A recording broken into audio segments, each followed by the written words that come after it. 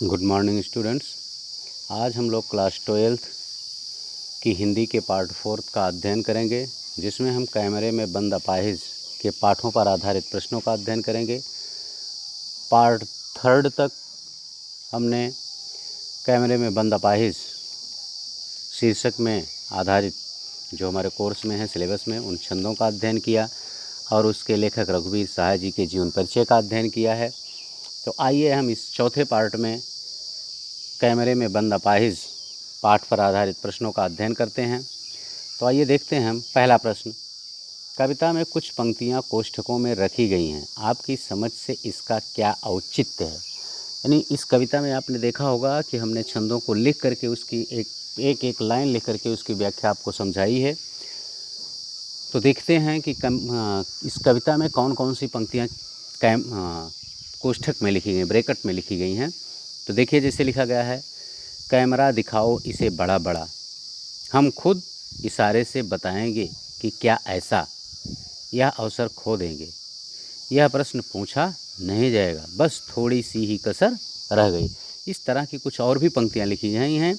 तो कवि कह रहा है कि इन पंक्तियों के माध्यम से आपकी समझ से इसका क्या औचित्य है, यानी किस कारण से इन पंक्तियों को कवि ने कोष्ठक में लिखा है। तो देखिए, इससे सीधा सा स्पष्ट होता है कि इसमें मीडिया की संवेदनहीनता को दिखाया गया है। इन पंक्तियों के माध्यम से कवि जो है वो मीडिया की संवेदनहीनता को प्रदर्शित कर रहा, बता रहा है। और ये भी मान रहा है कि यदि ये पंक्तियां कवि द्वारा न लिखी जाती तो कविता का जो मूल भाव है वह आपके समक्ष स्पष्ट भी ना कर पाता कवि। ठीक ना। और इसमें जो शारीरिक और मानसिक रूप से अपंग लोग हैं, उनकी अपंगता का पता चलता है कि कुछ लोग तो शारीरिक रूप से अपंग हैं, लेकिन कुछ लोग हमारे यहाँ मानसिक रूप से भी अपंग हैं। अर्थात वे अपना लाभ लेने के लिए दूसरे की अपंगता का भी मजाक उड़ाने से नहीं बाज आते हैं, नहीं चूकते हैं। तो इसीलिए इसमें ये पंक्तियाँ कोष्ठक में दी गई हैं। फिर से एक बार देख लेते हैं कि कोष्ठक में दी गई पंक्तियां जो हैं, जैसे कैमरा दिखाओ इसे बड़ा बड़ा, हम खुद इशारे से बताएंगे कि क्या ऐसा है, या अवसर खो देंगे, यह प्रश्न पूछा नहीं जाएगा, बस थोड़ी सी ही कसर रह गई। इन कोष्ठक में स्थित पंक्तियों से यही स्पष्ट होता है कि कब इसमें यह दिखाना चाहता है कि मीडिया के पास संवेदनाएँ नहीं हैं, वो संवेदनहीन हो चुके हैं। और यदि ये पंक्तियाँ कवि के द्वारा ना लिखी गई होती, इसका क्या औचित्य है का उत्तर है, यदि ये पंक्तियाँ कवि के द्वारा ना लिखी गई होती तो कवि जो है इस कविता के मूल भाव को स्पष्ट ना कर पाता। ठीक ना। और उसे शारीरिक और मानसिक अपंगता का पता भी ना चलता। तो उम्मीद करते हैं कि ये पहले प्रश्न का उत्तर भी आप लोगों की समझ में आ गया होगा, कोई प्रॉब्लम नहीं होनी चाहिए। आइए दूसरा प्रश्न देखते हैं।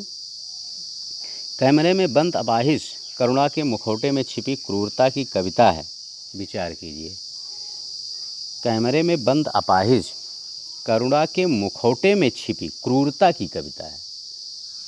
ठीक ना, ध्यान से देखिएगा कि करुणा की मुखौटे में छिपी क्रूरता की कविता है, विचार कीजिए।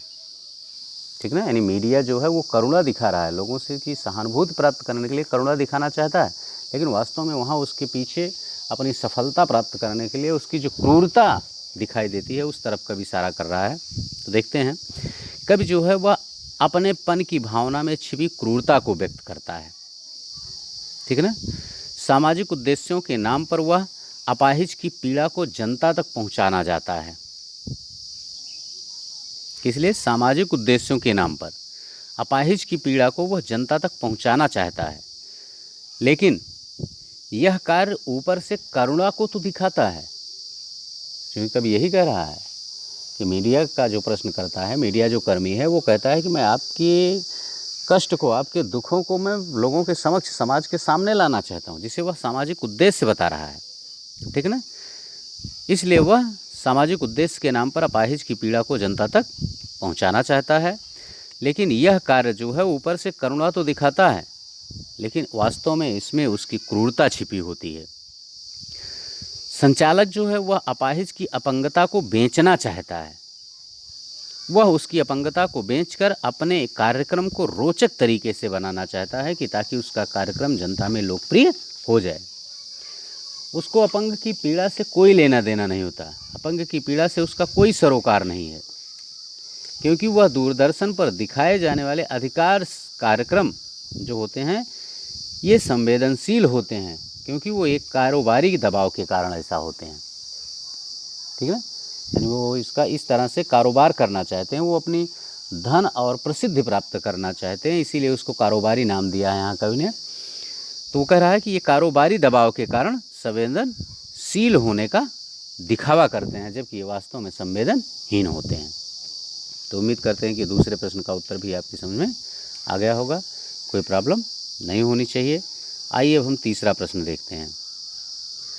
हम समर्थ शक्तिवान और हम एक दुर्बल को लाएंगे पंक्ति के माध्यम से कवि ने क्या व्यंग्य किया है। देखिए यहाँ कवि जो है वो समर्थ शक्तिवान मीडिया के लिए संबोधित किया है हम शब्द के द्वारा। इसको आपने पढ़ा भी है पीछे गद्य खंडों में, काव्य खंडों में आधारित प्रश्नों के उत्तर में कि हम किसके लिए आया है, तो हम यहाँ जो है वो मीडिया कर्मी के लिए आया है। देखिए इस प्रश्न में इन पंक्तियों के माध्यम से हम समर्थ शक्तिवान हम एक दुर्बल को लाएंगे, इस कविता के इन पंक्तियों के द्वारा कवि जो है वह मीडिया वालों को समर्थ और शक्तिशाली होते हुए भी करुणा के पर्दे पर दिखाकर पैसा कमाने की बात करता है कि मीडिया वाले समर्थ व शक्तिशाली तो होते हैं, लेकिन इतने शक्तिशाली हैं कि वे किसी भी करुणा को पर्दे पर दिखाकर केवल पैसा कमा सकते हैं। वह एक अपाहिज को लोगों के सामने प्रस्तुत कर सकते हैं, जिससे लोगों की सहानुभूति प्राप्त कर प्रसिद्धि प्राप्त कर सकें। उनका एकमात्र उद्देश्य होता है कि लोगों की सहानुभूति को हम प्राप्त करें, दर्शकों की सहानुभूति को प्राप्त करें और जिससे हमें यश प्राप्त हो। ठीक, ये था तीसरे प्रश्न का उत्तर। तो उम्मीद करते हैं कि ये तीसरा प्रश्न भी आप लोगों की समझ में आसानी से आ गया होगा, कोई प्रॉब्लम आपको नहीं होनी चाहिए। आइए अब हम चौथा प्रश्न देखते हैं। यदि शारीरिक रूप से चुनौती का सामना कर रहे व्यक्ति और दर्शक दोनों एक साथ रोने लगेंगे तो उससे प्रश्नकर्ता का कौन सा उद्देश्य पूरा होगा। ध्यान दीजिएगा, इस छंद को हम लोग पढ़ चुके हैं। हम दोनों को रुलाना चाहते हैं, प्रश्नकर्ता ने कहा है। दोनों का मतलब दर्शक और जो अपाहिज को लाया है वो अपने स्टूडियो में, उसे दोनों को एक साथ रुलाना चाहता है।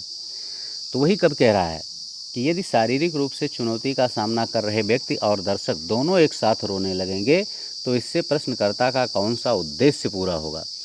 देखिए यहाँ निर्माता, प्रश्नकर्ता का मतलब निर्माता या कार्यक्रम का संचालक, ठीक ना, और निर्माता का एक ही उद्देश्य होता है कि अपने कार्यक्रम को वो लोकप्रिय बनाएं, जिससे वह धन और प्रसिद्धि प्राप्त कर सकें। इसको हासिल करने के लिए चाहे कोई भी तरीका उन्हें क्यों ना अपनाना पड़े, वह अपनाता है। कविता के आधार पर अगर हम देखें तो यही है कि यदि शारीरिक रूप से चुनौती का सामना कोई व्यक्ति कर रहा है और दर्शक दोनों एक साथ रोने लगें तो इससे सहानुभूति प्राप्त करने का संचालक का उद्देश्य पूरा हो जाता है, ठीक ना, और समाज उसे अपना हितैषी समझने लगता है, जिससे उसको धन और यश भी मिलता है। क्योंकि आप लोग देखते होंगे जैसे टीवी वगैरह पर तो तमाम लोग होते हैं कि वो कुछ फिक्स चैनल देखते हैं। वो कहते हैं कि ये चैनल भाई मुझे पसंद है, इन चीज़ों को ये चैनल पर दिखाया जाता है, उसके कार्यक्रम उसको पसंद आते हैं। तो ठीक यही कारण होता है कि मीडिया वाले जो हैं उनका एकमात्र उद्देश्य होता है धन और यश की प्राप्ति। इसके लिए वे किसी की भी स्थिति को वो अपने स्टूडियो में ला करके पर्दे पर दिखा सकते हैं। तो इनके द्वारा ही, इस कार्य के द्वारा वे अपने इसी उद्देश्य में सफल हो जाते हैं कि वे लोगों की सहानुभूति प्राप्त कर लेते हैं, उन्हें धन और यश मिलने लगता है। ठीक, तो उम्मीद करते हैं चौथा प्रश्न भी आप लोगों की समझ में आ गया होगा। देखिए पाठ, उम्मीद करता हूं कि आपने पूरा वीडियो देखा होगा, और नहीं देखे हैं तो ये वीडियो हमारे चैनल पर उपलब्ध है, उन्हें अवश्य देखें। अपने आप को धोखा न दें, पूरा वीडियो देखते रहें, जिससे आपको किसी पाठ में कि पाठ पर आधारित प्रश्नों में, काव्य खंडों पर आधारित प्रश्नों में किसी प्रकार की कोई समस्या का सामना न करना पड़े। इसके लिए हम फिर आपसे कह रहे हैं कि वीडियो को पूरा देखें, उसे बीच में ना छोड़ें। आपकी इससे क्लास की भरपाई हो जाएगी, क्लास जैसे ही चल रहा है ये, इसमें आपको कोई दिक्कत नहीं होगी। और इस चैनल को आप सब्सक्राइब कर लें, बेल आइकन दबा दें, जिससे कोई भी नया वीडियो आपके सिलेबस से संबंधित अपलोड किया जाए तो उसका नोटिफिकेशन आपके पास पहुंचता रहे, आपको कोई दिक्कत ना हो।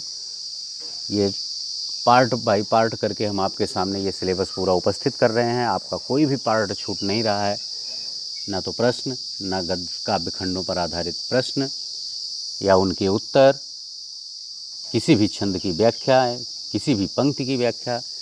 पूरा प्रयास हमारा कि कुछ भी छूट नहीं रहा, उसका नोट्स बना करके हम आप लोगों के पास वीडियो अपलोड कर रहे हैं। तो आप इसको देखते रहें, पूरा वीडियो ज़रूर देखें, इसे अपने दोस्तों के पास भी शेयर करना ना भूलें और कमेंट करके हमें यह ज़रूर सूचित करते रहें कि आपको यह वीडियो कैसा लगा, क्योंकि आपके कमेंट के द्वारा हमारा और साहस बढ़ता है, उत्साह बढ़ता है, जिससे हम एक नए जोश के साथ अगला वीडियो अपलोड करते हैं। तो प्लीज़ इस चैनल को ज़रूर देखें और इसे सब्सक्राइब करना ना भूलें। आइए अब हम इस पाठ पर आधारित पांचवा और अंतिम प्रश्न देखते हैं। पर्दे पर वक्त की कीमत है कहकर कवि ने पूरे साक्षात्कार के प्रति अपना नज़रिया किस रूप में व्यक्त किया है। देखिए, इसमें एक पंक्ति आपने पढ़ा है कि उसमें कवि ने कहा है पर्दे पर वक्त की कीमत है।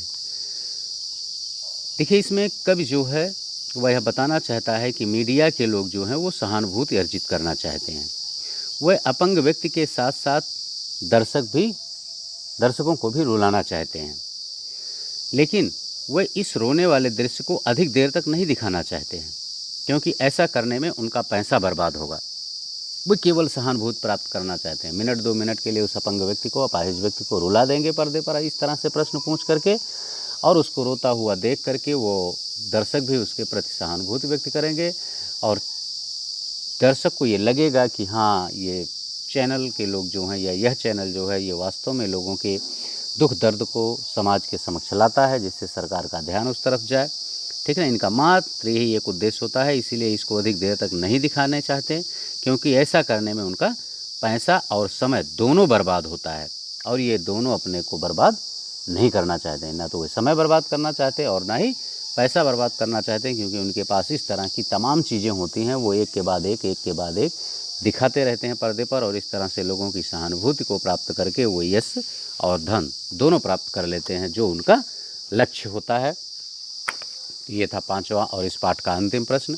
उम्मीद करते हैं कि ये वीडियो के माध्यम से ये पांचों प्रश्नों के उत्तर आपको आ गए होंगे, कोई प्रॉब्लम आपको नहीं होनी चाहिए। फिर मैं आपसे कहता हूँ एक बार फिर कि ये वीडियो पूरा आप लोग देखें। वीडियो पूरा देखने पर आपको ये पाठ पूरी तरह से आसानी से समझ में आ जाएंगे और आपको कहीं कोई प्रॉब्लम नहीं होगी। बस इस वीडियो में इतना ही। इसके साथ हम अगले खंड को लेकर के, अगले चैप्टर को लेकर के आपके समक्ष अगले वीडियो में उपस्थित होंगे। थैंक यू, धन्यवाद।